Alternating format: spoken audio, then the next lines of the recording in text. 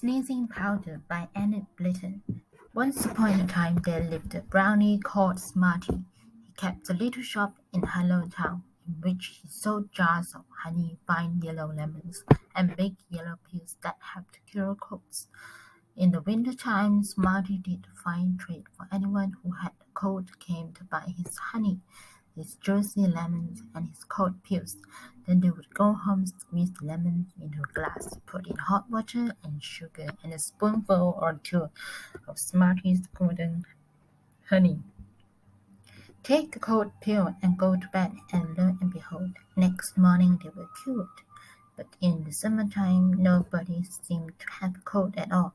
It was most annoying for Smarty. Instead of thinking of selling something such as ice creams or cool lemon drinks, Smarty still went on hoping that people would have colds and buy his cold cure.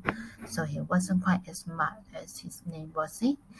He was quite smart enough to think out a naughty trick, though.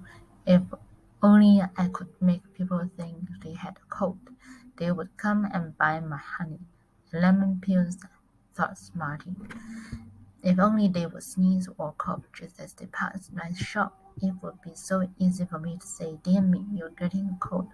Buy my cold cure before you are very bad." But nobody ever sneezes outside my shop. Smarty sat and thought for a bit, and then he grinned all over his sly little face. He slapped his knee in delight. He thought of a wonderful idea. "I'll go and buy some sneezing powder from old Dame Flap," he said to himself, "and I'll put some into my pepper pot, and shake it out of my bedroom window whenever anyone passes. Then they will sneeze hard, and perhaps come and buy my goods."